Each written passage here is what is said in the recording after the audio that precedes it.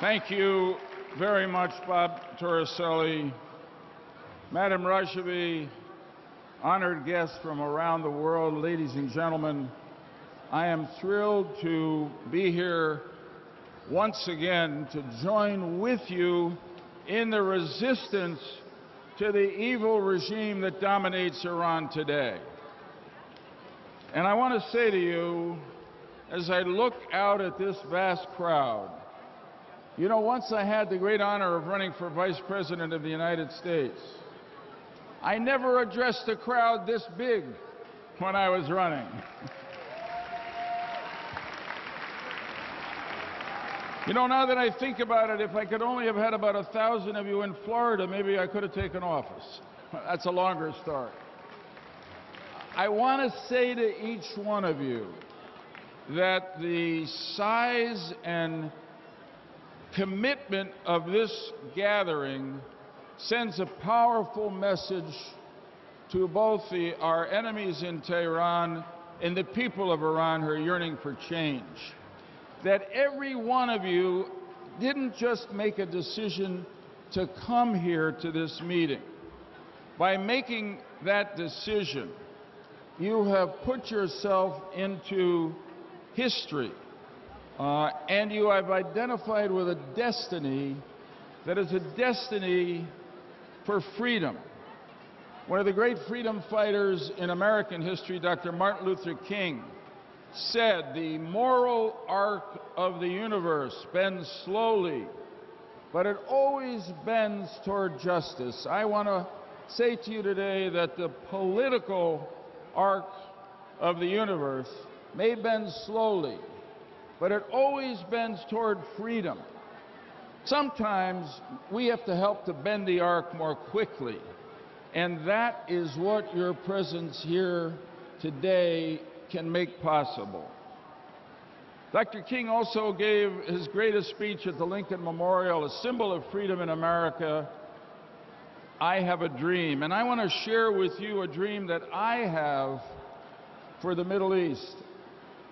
I have a dream, paraphrasing Dr. King, that all of the people of that region, Muslims, Christians and Jews, Shias and Sunnis, Israelis and Palestinians, will sit down together at the table of brotherhood and sisterhood and peace and freedom.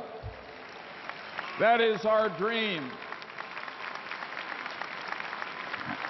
And I will tell you, the most significant step forward in realizing that dream will be to change the regime in Iran and bring freedom to the people of Iran. It can't happen without this regime, with this regime. Every time we meet here at this gathering, it gives us an opportunity to look back at the year past and see whether the cause of resistance has made any progress. As other speakers have said, this has been a year of tremendous progress. The change in administrations in America has made a dramatic difference in our policy toward Iran. And I speak as a Democrat and somebody who supported Hillary Clinton. But going from the Obama administration to the Trump administration is going from an administration that was centered on somehow improving our relations with Iran at the high cost of ignoring the reality of the evil of this regime, to an administration where early on the new President Trump has said that the #1 enemy the United States has in the Middle East is the regime that currently controls Iran. That's a big difference.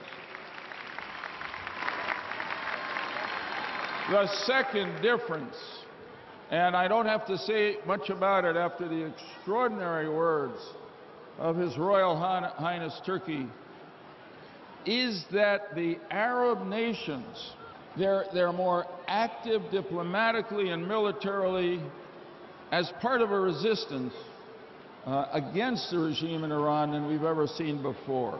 The one thing that hasn't changed in the Middle East is the behavior of the regime in Tehran. I know President Obama felt that if we negotiated the nuclear agreement with Iran, they would become more moderate. They haven't. Their aggression continues throughout the region. Their support of terrorism, which has killed so many, including many Americans, continues. Their repression of the human rights of the people of Iran continues. You know, a while back, Baghdadi, the leader of ISIS, declared a caliphate of Islamist extremism in the Middle East and said its capital was in Raqqa, Syria.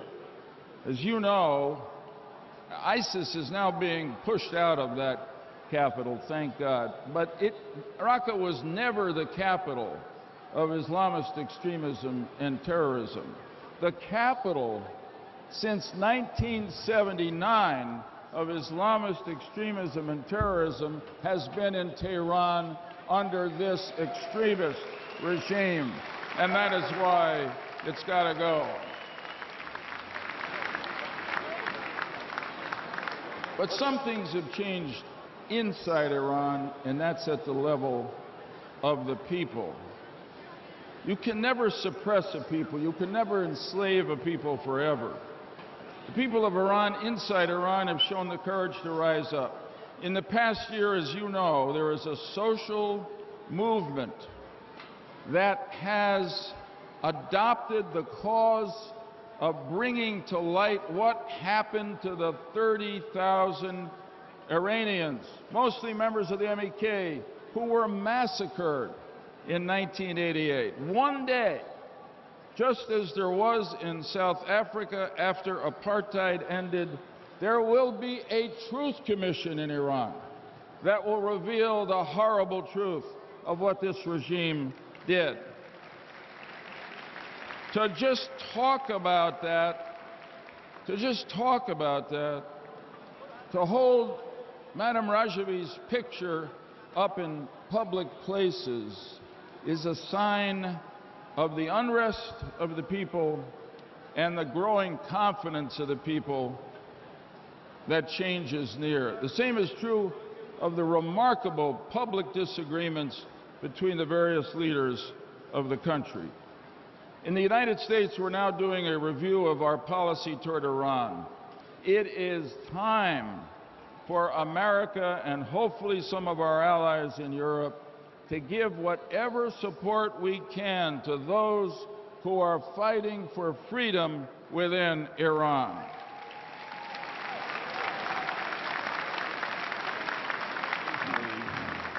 It's hard not to see the resemblance between the resistance that you and the people of Iran are part of and those who fought for America's freedom in the revolution in the 18th century, or those who fought for the freedom of France during the 19th century, or those who fought against Nazism and fascism during the 20th century.